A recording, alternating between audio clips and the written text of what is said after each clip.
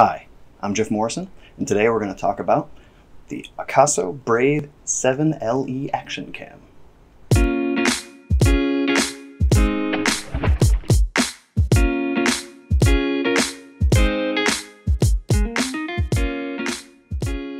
The Akaso Brave 7 LE is a budget action cam with image stabilization, slow-mo, and more. With the amount of included accessories and its feature list, the Brave 7 looks great on paper. Is it any good? Here's a quick look.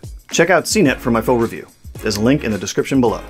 Out of the box, the Akaso seems like any other action cam. It's got the familiar size and shape with a small lens and a big rear screen. Like many of the new action cams, there's another screen on the front so you can line up your selfie shots.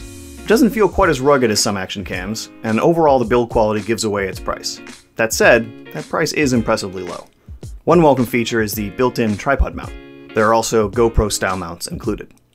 The Brave 7 has the specs of an action cam from a few years ago. It's 4K, but it's 4K at 30 frames per second. Most cameras now have at least 4K 60. For higher frame rates, so you can capture smoother motion and epic slow-mo, you'll need to dial back the resolution. Overall, the image quality is fine. It's not as vibrant or as detailed as some higher-end action cameras, but it's not bad.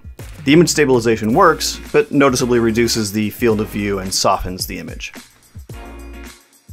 Where the Brave 7 excels is in its included accessories. There's an extra battery, a waterproof case, and numerous mounts. There's even a wrist remote. If this is your first action cam, it's going to work in just about every situation you want right out of the box. This is a test of the microphone.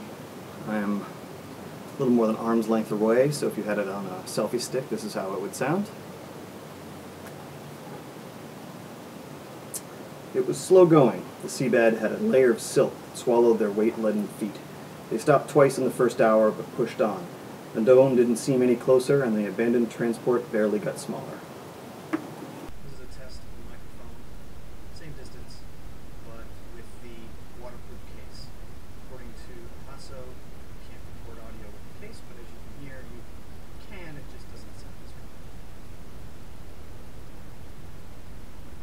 The slow motion is, as you can see, okay, but not great. There's nothing at 4K, but at 1080p there's 120 frames per second. The image is a bit noisy, however.